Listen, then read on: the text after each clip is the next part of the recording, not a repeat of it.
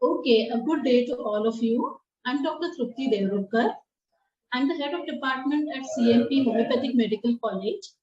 And today, I'm just going to present to you a small talk on the role of homeopathy in pelvic inflammatory diseases. The incidence of PID or pelvic inflammatory disease is on a rise. We are seeing a lot of female patients with this disease. So there are, in this condition, you have a spectrum of infections.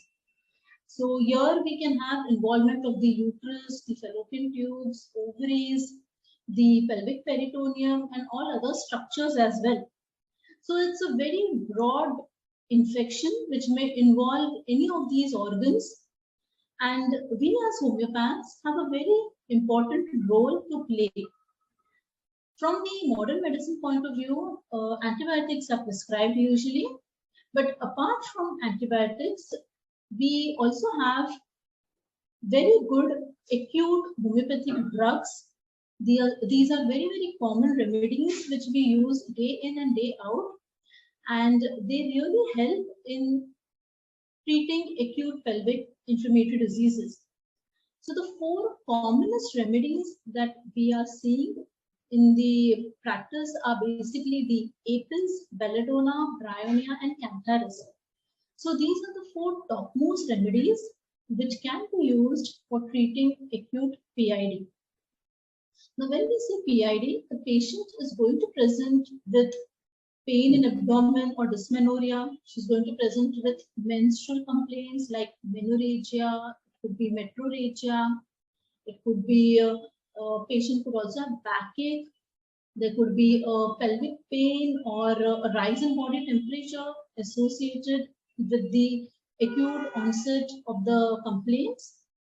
So we have these four acute remedies which we can think of, and they really help in managing acute PID. Now let us see how we can choose one of these remedies in managing PID. So we have the first remedy that we have is Apis. Now, because the female genital tract is in close approximation with the urinary tract, many a times females who have genital infections may land up with UTI or vice versa. Patients having UTI may land up with genital infections. So there are two important remedies for PID with UTI, and these are Apis and Cantharis. These are wonderful remedies, and you will find great result with these remedies. Now let us see how to choose one of these remedy, or what are the characteristic symptoms which will help us in prescribing this remedy. So the first remedy is Apis. The most important symptom of Apis is the involvement of right ovary. It has great affinity for the right ovary. So the right ovary is affected. There could be inflammation of the ovaries. There could be a cyst in the ovary. We can also think of Apis in case of acute endometriosis. It's also a wonderful remedy for ovarian tumors. Now here we are going to see that the patient will have pain, and the characteristic of the pain is basically a stinging pain which is felt in the right iliac fossa or the right side of the ovary. The patient is also going to experience this pain aggravated by coition. So there is going to be dyspareunia or painful coition. When you are going to examine the patient, you are going to see that there is a lot of edema of the labia. The genital organs are going to be very, very sensitive to touch. The patient will have a lot of tenderness in the abdomen, in the uterine region when you're going to palpate her. She will complain of menses, which are very, very painful, which are very profuse.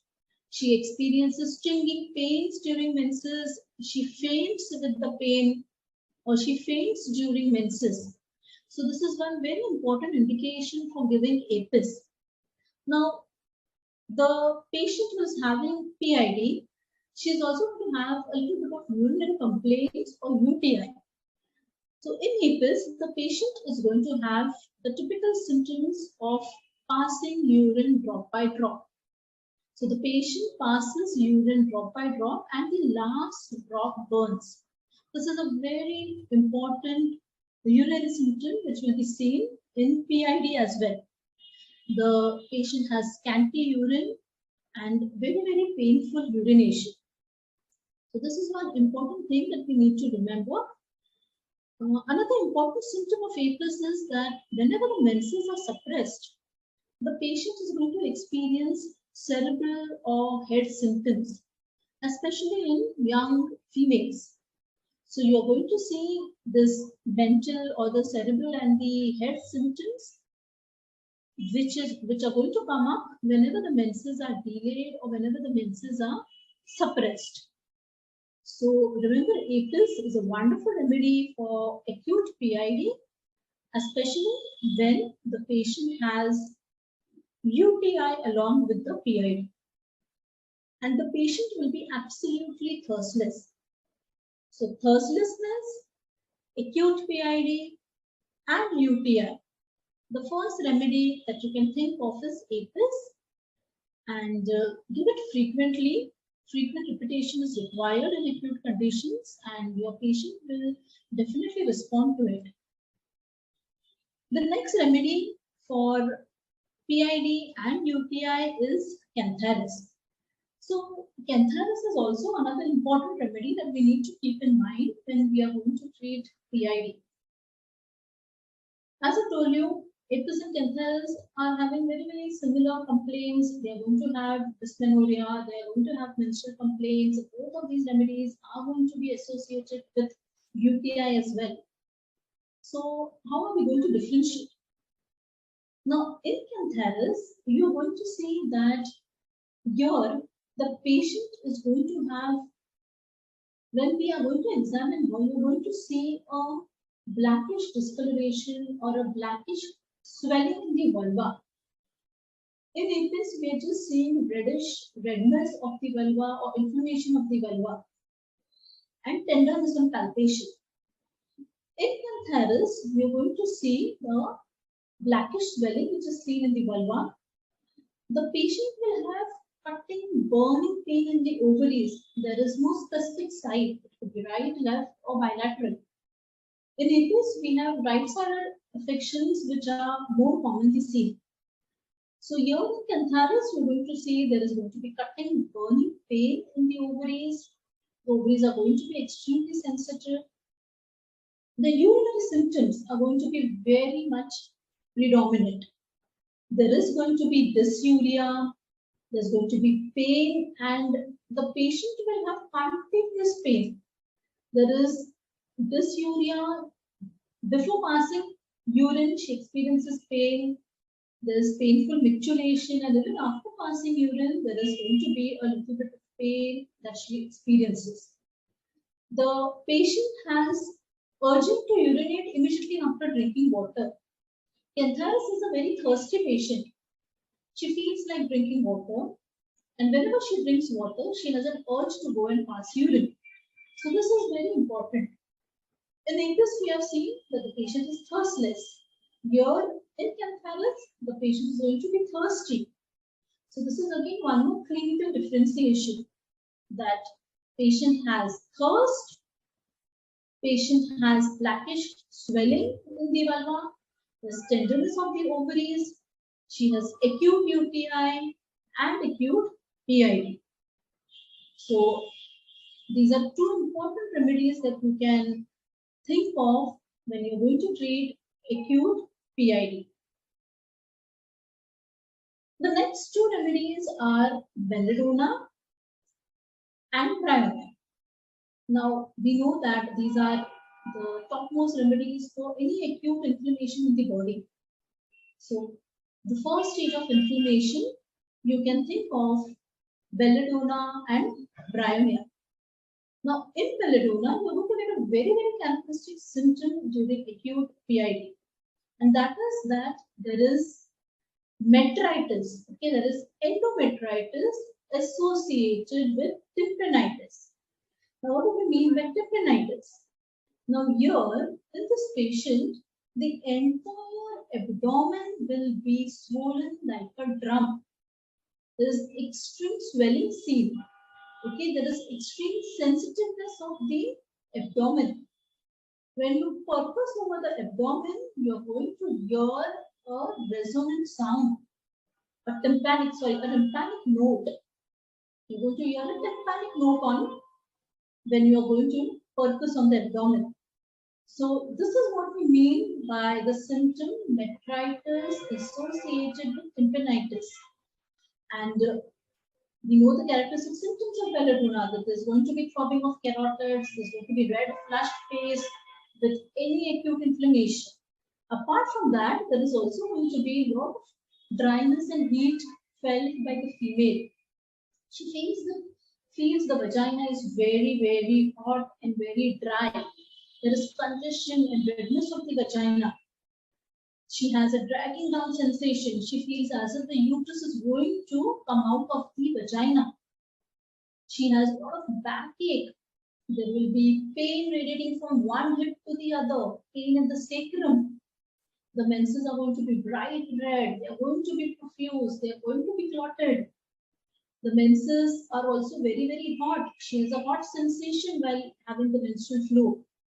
So these are all the symptoms that you're going to see in acute PID. Patient is going to have congestive type of dysmenorrhea. There's going to be constant, violent, bearing down pains. And the most important modality for belladonna is that she's better by sitting erect. This position relieves her pain. Otherwise, the pain is aggravated by least jar, by motion, by touch. But the only thing that relieves her pain is sitting erect.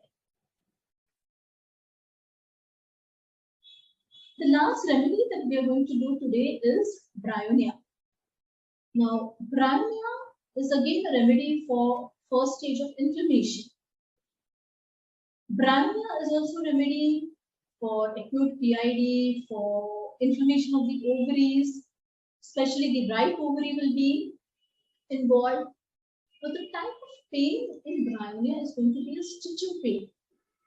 In Apis, there was sticking pain. Okay. In belladonna, the patient was having shooting pains. Here in Bryonia, the patient is going to have stitching type of pain, and the modality is very, very important. The pain in Bryonia is aggravated by deep inspiration. So whenever she takes a deep inspiration, there is going to be pain.